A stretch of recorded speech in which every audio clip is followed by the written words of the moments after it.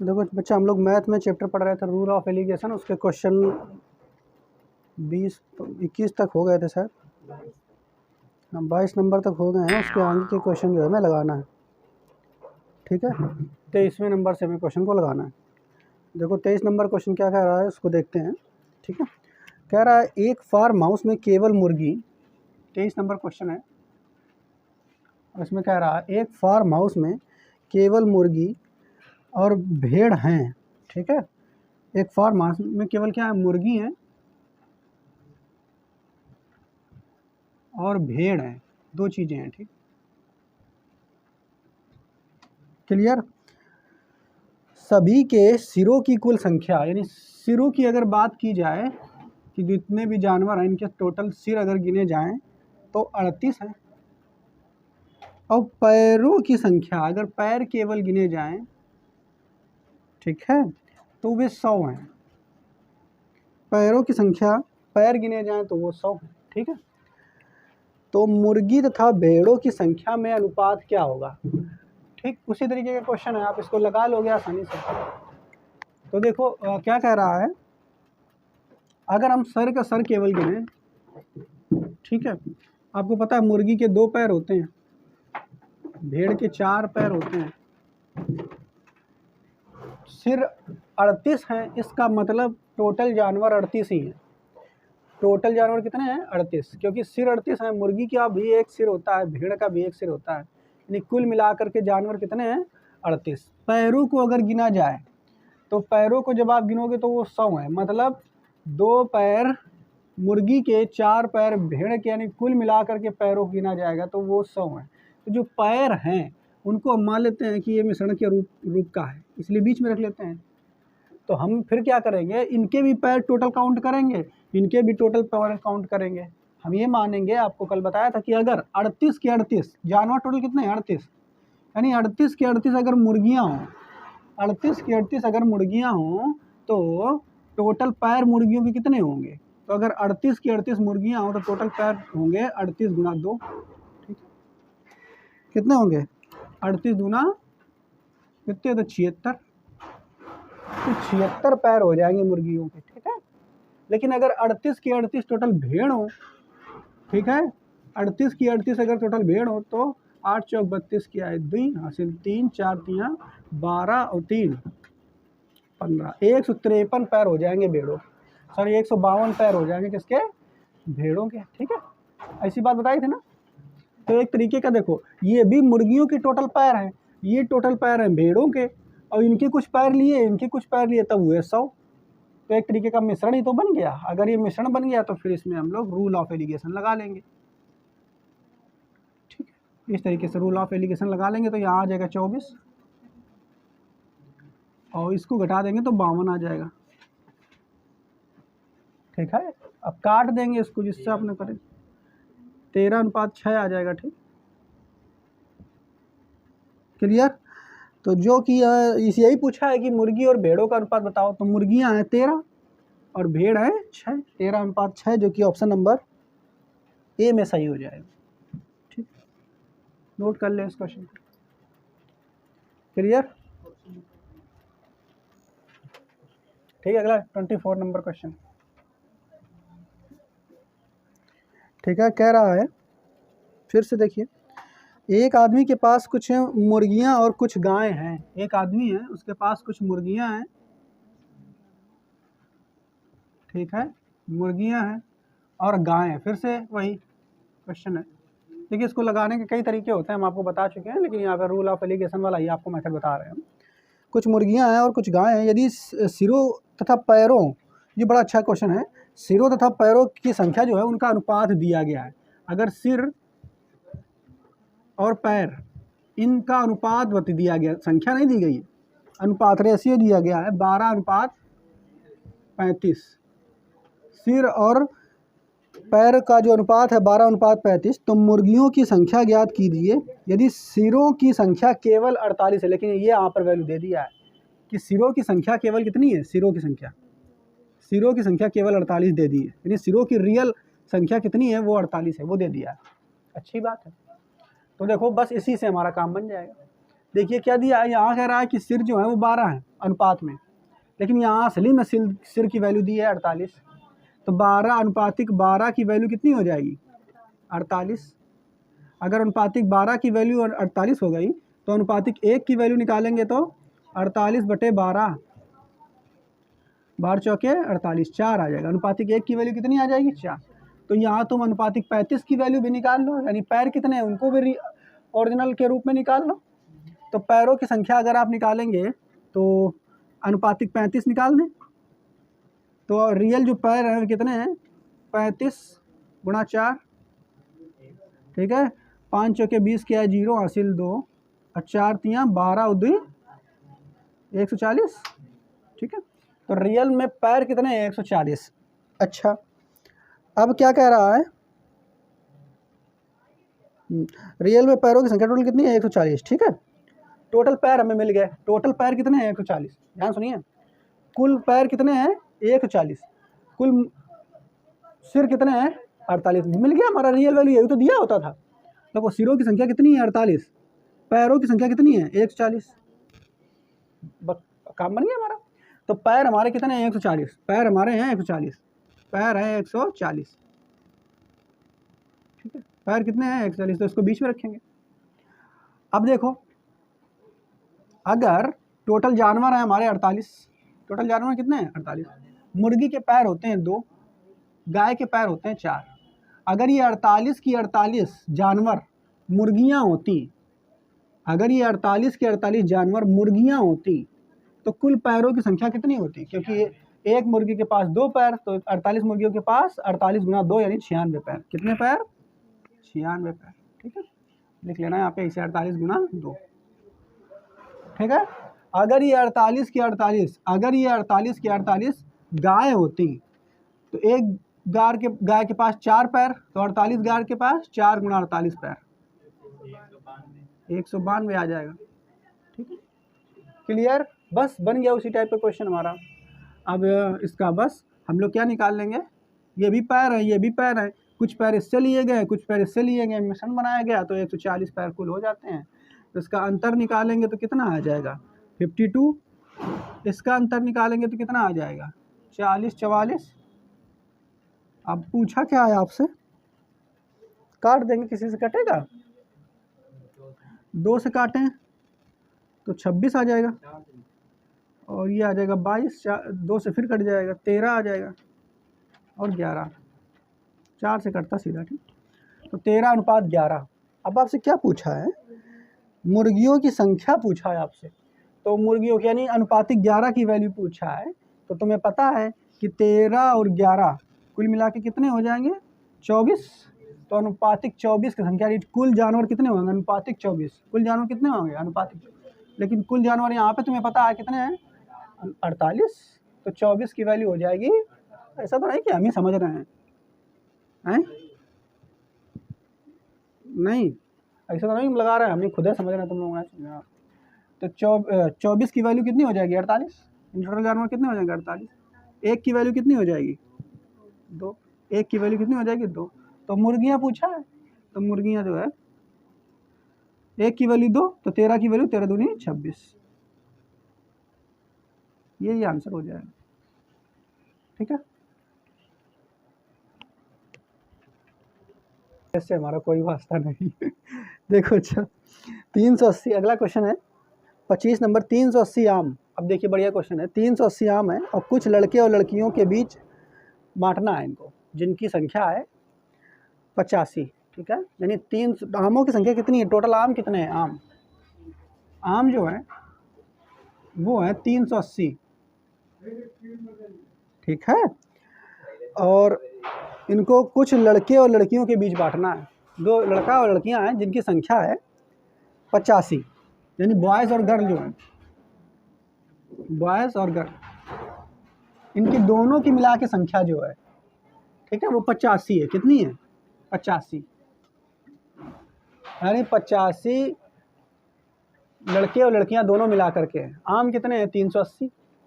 तो अगर ये कहता कि 85 लड़के लड़कियां कुल हैं और इसमें 380 आम बांटना है, तो बड़ी आसानी से निकाल लेते, कि एक को कितना पड़ेगा, तो 85 का भाग लगा के निकाल लेते हैं, लेकिन ऐसा नहीं कहा है। उसका सवाल देखिए क्या कह रहा है। वो क्या कह रहा है, कह रहा है कि प्रत्येक लड़के को 4 आम दो। प्रत्येक लड़के को कितने आम मिलना चाहिए, 4। प्रत्येक लड़के को 4 आम तथा प्रत्येक लड़की को 5 आम। लड़कियों को सुविधाएं ज़्यादा, ठीक। तो प्रत्येक लड़की को 5 आम मिलने चाहिए, प्रत्येक लड़के को 4 और प्रत्येक लड़की को 5 आम, ठीक, आम मिलते हैं। तो बताओ कि लड़कों की संख्या कितनी है। तो यूँ बताओ कि लड़कों की संख्या कितनी है। बढ़िया क्वेश्चन है ये हमारा, ठीक है। उसी तरीके का आप वही देखिए कैसे कह रहा है, जैसे वहाँ पे था एक, उसमें बैल बकरी और मुर्गी, तो एक की 2 टांगे एक की 4 टांगे, उनकी संख्या दे देता था, ठीक है। और ये बीच वाली वैल्यू दे देता था, पैर। लेकिन यहाँ पैर नहीं है, पैर की जगह क्या दे दिया, आम। यहाँ पे भी 2 आम की वैल्यू है, नहीं है वैल्यू आम की, तो इसको मान लो बीच का मिश्रण आई है, मिश्रण, इसको बीच में रखो, ठीक है। तो मान लो आम बांटने कितने हैं, 380, तो 380 यहाँ बीच में रख दो, यही आम बांटने हैं। अब देखो 380 आम बांटने हैं, लेकिन लड़के कितने हैं, लड़के कितने हैं नहीं मालूम। हम यूँ मान लें कि अगर ये 85 के 85 पूरे लड़के होते, 85 के 85 सब लड़के होते, लड़कियाँ होती ना, तो लड़कों को कुल कितने आम मिलते। एक लड़की को 4 मिल रहे हैं, तो 85 लड़कों को 4 × 85 मिलता कि नहीं, ठीक है। 4 × 85, तो गुणा कराएंगे, 5 चौके 20 के आए 0, हासिल 2, 8 चौके 32 और 2 32 2 34, 340 आम मिलते, ठीक है। लेकिन अगर हम ये कह दें कि नहीं, जो अगर आप बात करें लड़कियों की, कि लड़कियों को, एक लड़की को 5 आम मिलना है, एक लड़की कितने मिलना है, 5। लेकिन हम कह देना जो 85 की 85 लड़कियां ही हैं, 85 की 85 कितने कौन है, लड़कियां। अगर 85 की 85 लड़कियां ही हैं, तो कुल कितने आम बढ़ जाएंगे, तो 5 × 85, ठीक है। तो गुणा करेंगे, 25 क्या है 5, हासिल 2, 8 5 40, 8 5 40 और 2 42, 425 आम बढ़ जाते हैं, ठीक है। तो अब देखो यहाँ पर भी आम, टोटल लड़के होते तो 340 आम बढ़ते, लड़कियाँ होती तो 425 आम बढ़ते, ठीक है। यनो आम, कुछ आम इनके तीर, कुछ आम इनके तीर, इनसे कुछ लीन गए, कुछ इनसे लीन गए, तब आम बनो कितना 380, तो मिश्रण तो हो गया उसका, बस लगा देने सी उसमें भी, ठीक है। घटाएंगे, तो इससे घटाएंगे 380 में से 340, तो 40 आ जाएगा। इधर घटाएंगे तो कितना आएगा, 45 आ जाएगा, ठीक है। तो 8 से काट देंगे, 5 से काटेंगे, 5 9 45, 8 5 40, तो 9:8, 9:8, यानी लड़कों की संख्या 9 है तो लड़कियों की संख्या 8 है। लेकिन ऐसा नहीं है अनुपात में, रियल में पूछा है किसकी संख्या, लड़कों की संख्या पूछा है रियल में, ठीक है। तो कैसे निकालेंगे, देखो टोटल संख्या लड़कों और लड़कियों की दोनों की मिला के 85 है, लेकिन यहाँ से अगर देखा जाए दोनों की मिला के कितनी हो जाएगी, 17, कितनी हो जाएगी 17, तो 17 की वैल्यू कितनी हो जाएगी, 50, अनुपातिक 17 की वैल्यू 85, ठीक है। तो अनुपातिक 1 की वैल्यू 17 अपना 5, 1 की वैल्यू अगर 5, तो लड़कों की संख्या 5 गुणा करा दो, समझ पा रहे हो। तो 9 की वैल्यू चाहे वहीं निकाल के रख लेते हो, है कोई दिक्कत नहीं है। 5 का गुणा करा दो, 9 अपना 45, तो लड़कों की संख्या कितनी है, 45, ये आंसर हो जाएगा। इसी तरीके से लड़कियों की पूछी जाए तो वो भी आप निकाल कर सकते थे। अगला क्वेश्चन देखो, क्वेश्चन नंबर 26, इसमें क्या कह रहा है, ठीक है। कह रहा है 50 लड़कों और लड़कियों में 41 रुपये बांटे गए, ठीक है। तो फिर से वही बॉयज़ और गर्ल हैं, ठीक। उनकी टोटल संख्या जो है, कुल संख्या लड़कियों और लड़कों की 50 है, ठीक। चलिए लिख लेते हैं हम। और इन 50 लड़की और लड़कियों में क्या बांटे गए हैं, 41 रुपये बांटे गए हैं। कितने रुपए बांटे गए हैं, अच्छा मतलब कुछ इसमें कुछ इनको, इनमें से टोटल मिश्रण है 41 रुपया, 41 पैसे रुपया, 41 रुपये बांटे गए, ठीक है, क्लियर। अब क्या कह रहा है, 41 रुपये बांटे गए हैं, ठीक। अब कह रहा है ये कि हर लड़के को 90 पैसे, प्रत्येक लड़के को 90 पैसे और हर लड़की को 65 पैसे मिले, यानी बी लड़की को, इसको भी 90 पैसे लड़के को 90 पैसे मिल रहे हैं और लड़की को 65 पैसे मिल रहे हैं हर लड़की को। ठीक है, तो लड़कों की संख्या क्या है? तो लड़कों की संख्या आपसे पूछा है क्या है। तो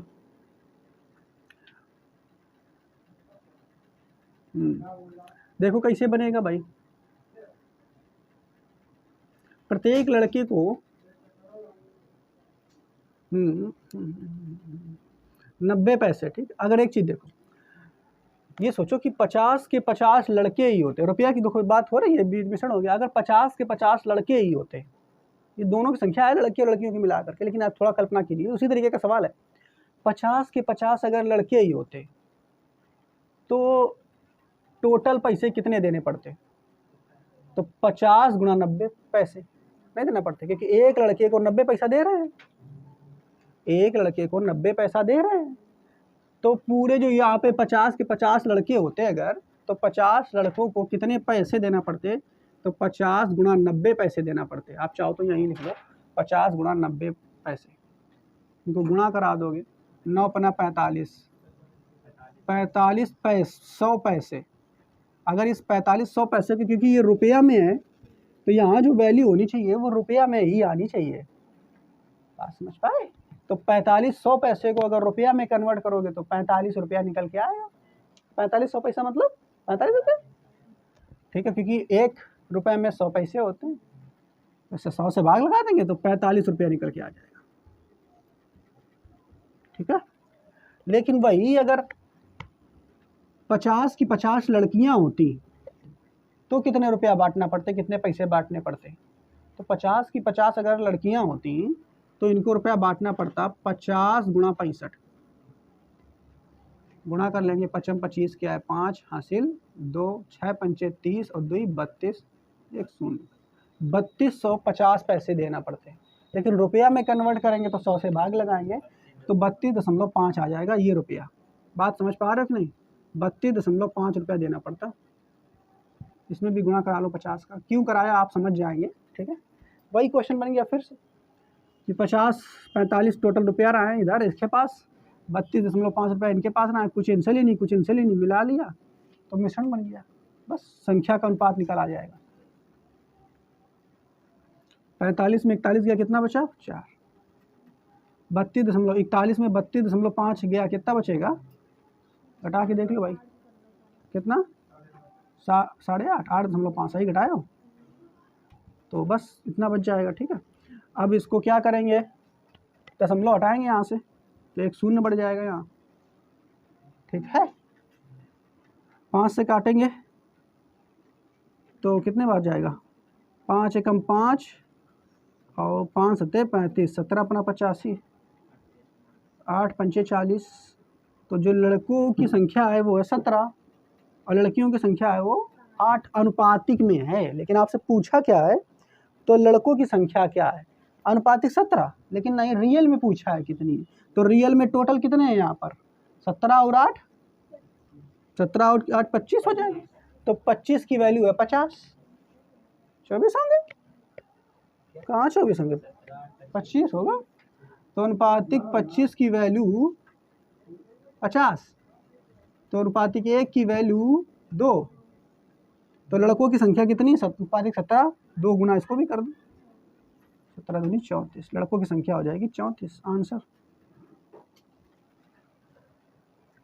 ठीक है, वो 12,000 थी, एक गांव है, ठीक है, उसकी जनसंख्या कितनी है 12,000। ठीक है, एक वर्ष में पुरुषों की संख्या 6%।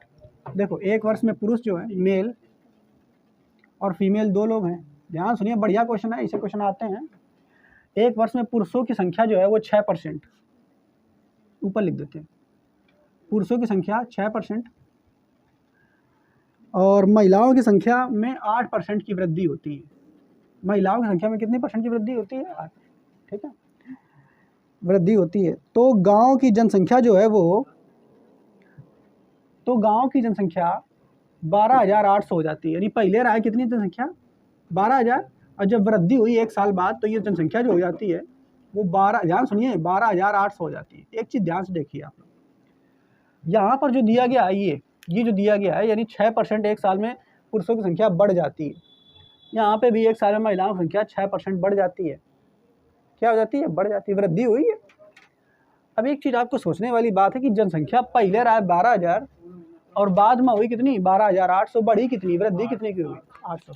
तो वृद्धि यहाँ से अगर देखा जाए जनसंख्या में जो अंकों में वृद्धि हुई है, हम पॉजिटिव लिख के बना दे रहे हैं वृद्धि, तो 12,800 पूरा एकदम डीप में बता रहे हैं आपका, ठीक है।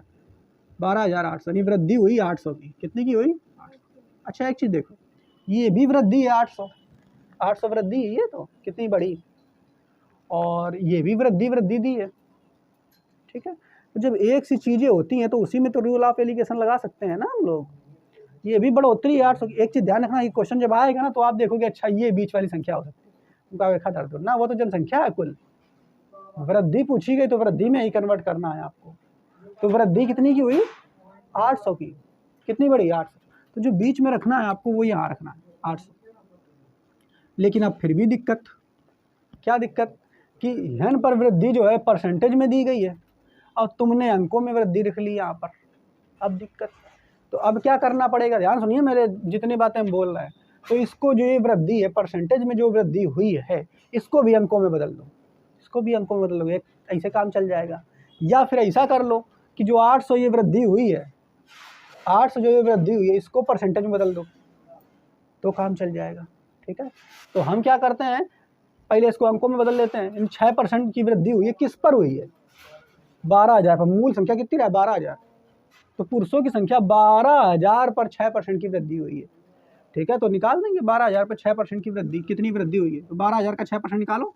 तो देखो देखो इधर कैसे निकलेगा, ऐसे दिमाग में भी निकाल सकते हैं कैसे। जब भी कभी अगर कह दिया जाए किसी भी चीज़ का 1% निकालो, कितना निकालो? 1%। तो अंतिम के 2 अंक छोड़ दो, वही 1% होता है, ठीक है। अंतिम के 2 अंक छोड़ दो, वही 1% होता है। वैसे करके भी तो निकाल ही लोगे, यानी 12,000 का 6% ले निकल गया, ठीक है। 12×6 = 72, 720, ऐसे भी निकाल लोगे। लेकिन ये जो मेथड बता रहे हैं ये थोड़ा जल्दी करना है। तो 1% की वैल्यू, 1% की वैल्यू 12,000 है, ओके। 1% की वैल्यू तो अंतिम के 2 अंक छोड़ो, 120। तो 6% की वैल्यू 12×6 = 72, 720, ठीक है। कितनी हो जाएगी? 720। क्लियर? और मैं देखो 8% की वृद्धि हो रही है, तो 2 अंक छोड़ दो, 1% की वैल्यू 128, तो 8% की वैल्यू 128 गुणा 8 कर लो, बस निकल आएगा 128 गुणा, अरे सॉरी ओखा बता यही का निकालना, मेरे को गड़बड़ कर दिया। मूल संख्या का निकाला जाता है, सॉरी मिस्टेक हो गई। तो यही 12,000 का 8% निकालना है। तो 1% की वैल्यू 120, तो 12% की वैल्यू 12 अट्ठे 96, तो 960। निकाल के भी देख लेना अपना 8%, ठीक है। ऐसे निकाल के देख लेना, तो बस। अब ये भी संख्या वृद्धि हुई, महिलाओं में 960 की वृद्धि हुई, पुरुषों में 720 की वृद्धि हुई। कुछ वृद्धि इससे ली, कुछ वृद्धि इससे ली, तो मिलकर के हमारा 800 हो गया। तो बन गया ना हमारा मिश्रण। निकाल देंगे अंतर, 80 160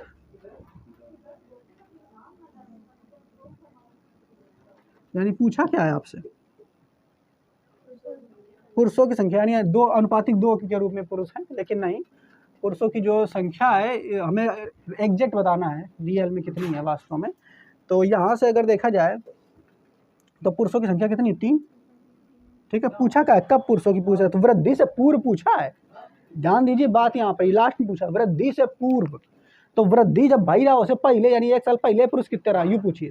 तो वृद्धि से पूर्व जनसंख्या कितनी रहा? 12,000।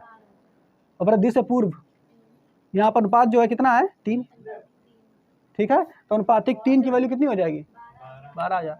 तो अनुपातिक 3 की वैल्यू 12,000, अनुपातिक 3 की वैल्यू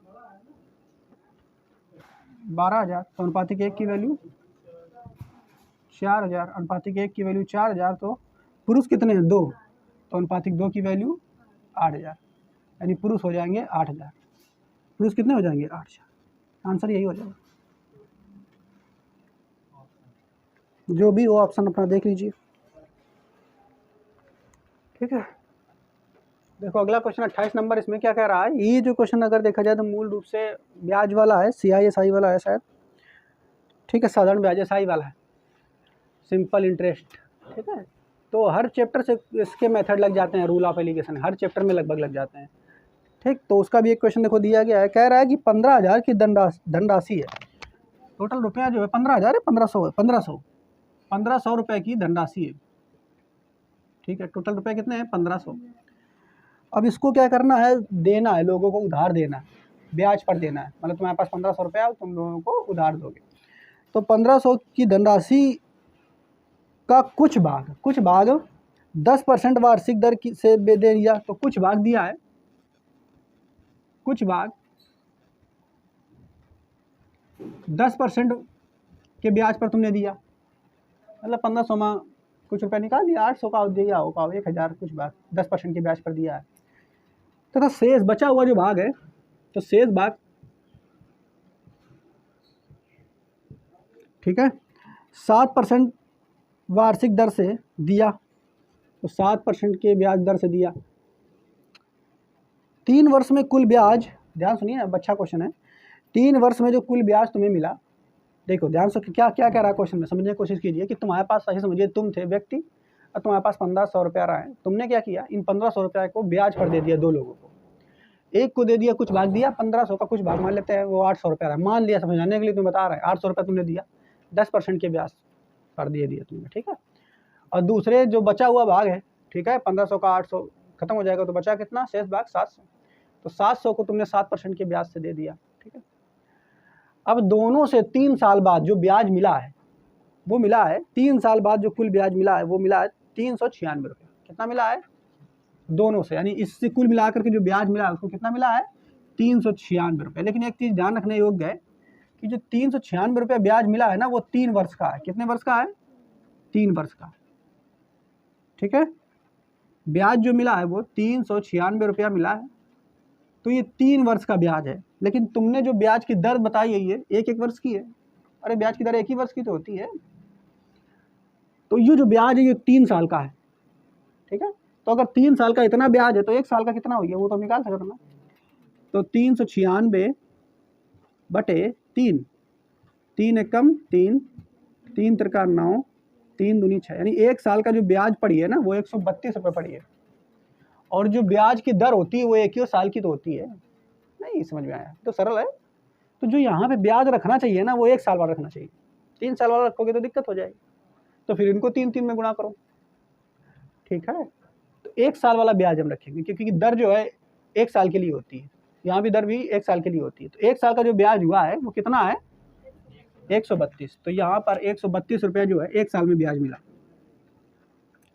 ठीक है, 132 रुपया 1 साल में ब्याज मिला। तो आपसे क्या रहा है, आपसे कह रहा है क्या कि 10% की दर से दी गई धनराशि क्या है, तो कोई दिक्कत नहीं, देखो निकाल लेंगे, कुछ भाग ये 10% दिया गया, यानी 1500 का अगर 10% ब्याज निकालोगे तो कितना निकल के आएगा, 150, 10% निकालेंगे तो कितना आ जाएगा, 150, 1% अगर निकालोगे तो 15, 10% तो 150, ठीक है। तो निकाल लोगे ना, 1500 का 10%, 10% परसेंट हटाओगे तो नीचे 100 आ जाएगा, ये 0 से 0 कट गया, तो 150 हो जाएगा, 15 गुणा 10, 150, तो यहाँ जो ब्याज मिलेगा 150 मिलेगा। उधर देखो 1500 का 7%, तो 1500 का 7% निकालना है, तो ये डबल 0, ये 0 कट जाएगा, 15 सत्ते 105, ठीक है।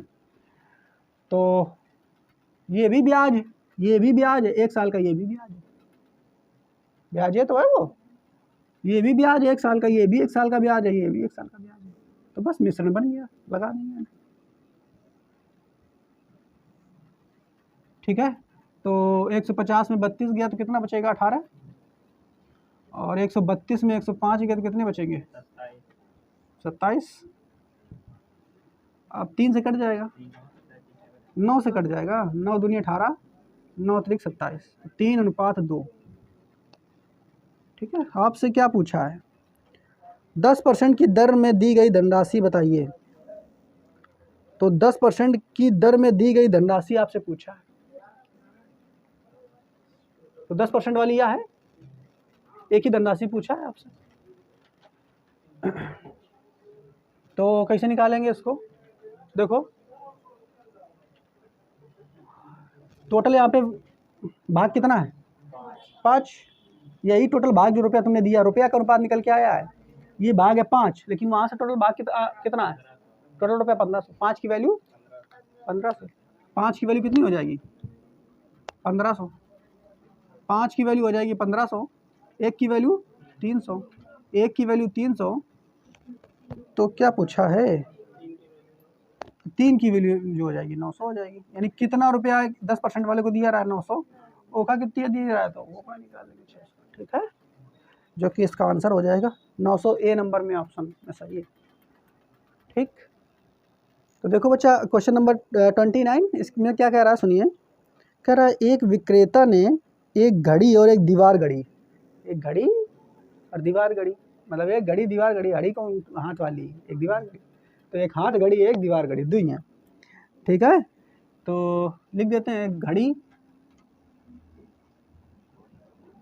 और एक दीवार घड़ी, दो चीज़ें।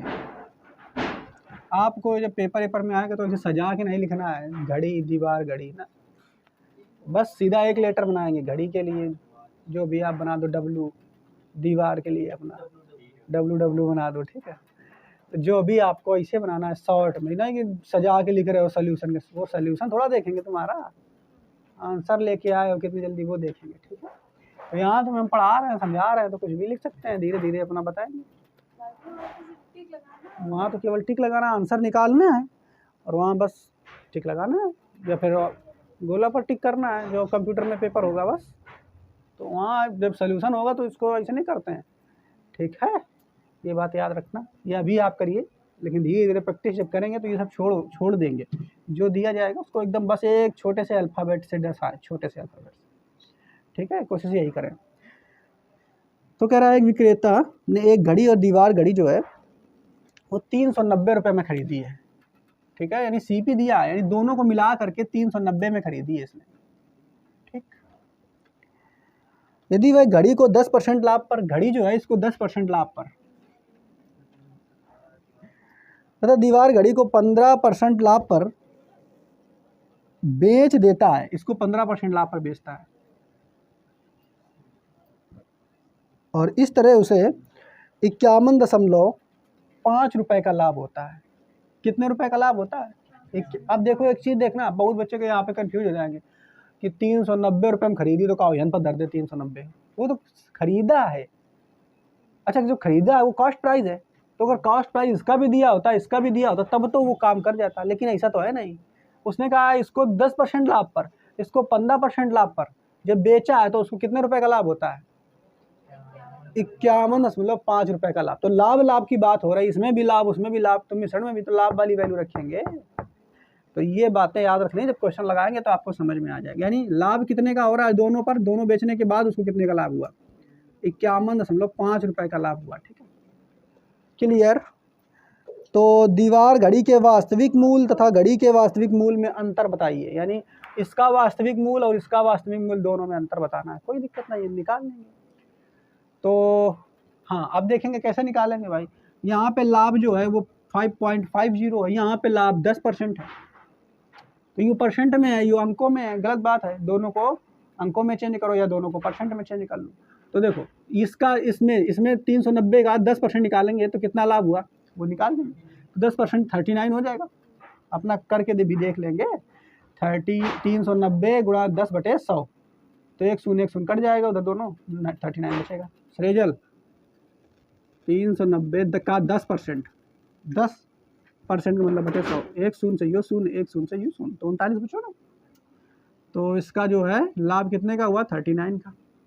और इसमें कितने का लाभ होता है? 15% का, ठीक है। तो 15% भी अपना निकाल लेंगे, या फिर चलो परसेंट बताएंगे तब बताएंगे। 10% कितना है? 39। 10% कितना है? 39। 5% उसका आधा होगा, उसको जोड़ के निकाल लेंगे। तो वैसे करने से अच्छा है कि आप ऐसे ही निकाल लो डायरेक्ट। 390 का 15%, कितना परसेंट? 15%। इसको शून्य से शून्य काट दिया।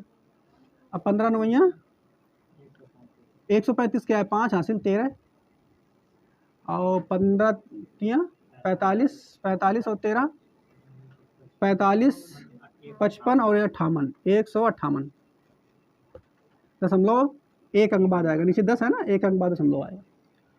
ठीक कर रहे हैं, कुछ गड़बड़ कर रहे हैं क्या?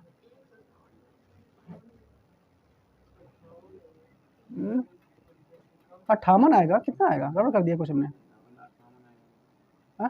158 थोड़ा आएगा, 58 आएगा, तो 58.5 ही आएगा। गड़बड़ कर दिया, 158 थोड़ा, एक अपनी मर्जी से दिया, तो 58.5 आ जाएगा। कितना आ जाएगा?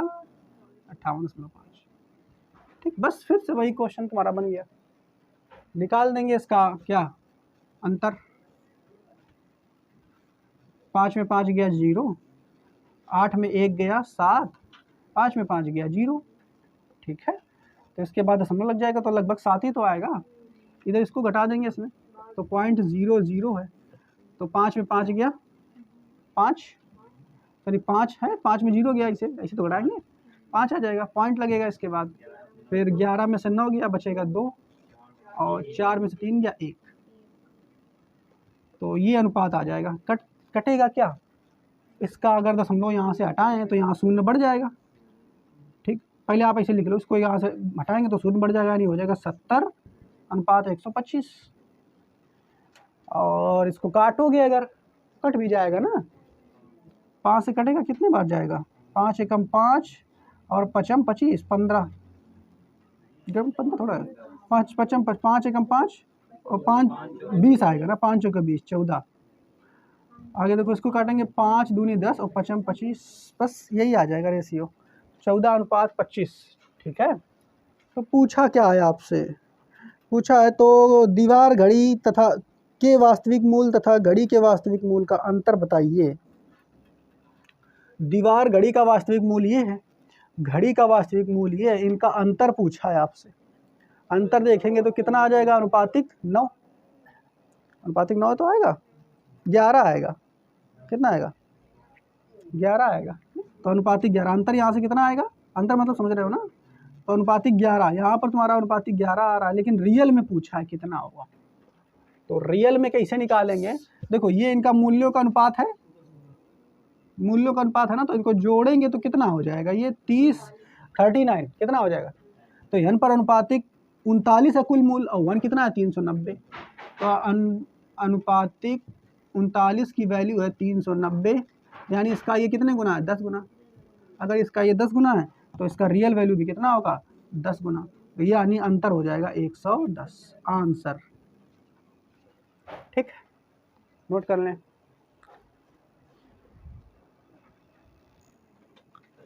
अगला क्वेश्चन, क्वेश्चन नंबर 30, कह रहा है 37 को 2 भागों में इस प्रकार बांटिए कि पहले भाग का 5 गुना, दूसरे भाग के 11 गुना का कुल योग 227 हो। 37 है टोटल संख्या हमारी, कितनी है? 37 हमारी संख्या है। 37 को 2 भागों में बांटना है। ये पहला भाग है फर्स्ट, और ये दूसरा भाग है सेकंड। कह रहा है 37 को 2 भागों में इस प्रकार बांटिए कि पहले भाग का 5 गुना, इसका 5 गुना करना है। इसका कितना करना है? 5 गुना। और दूसरे भाग का 11 गुना, इसका 11 गुना करना है। जब इसको कर देंगे तो गुने का कुल योग, ठीक है, वो कितना दिया है? 227। अच्छा, इसका 5 गुना करना है, इसका 11 गुना करना है। ठीक है, और जो इनका टोटल योग है, इससे भी लिया जाए, इससे भी लिया जाए, तो कितना निकल के आ रहा है? 227।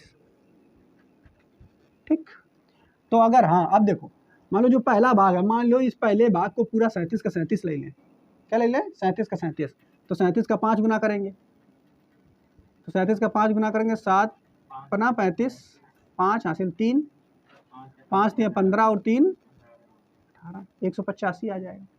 अब अगर ये मान लो दूसरा भाग भी हम पूरा 37 का 37 ले लें, तो 11 से गुणा करा देंगे।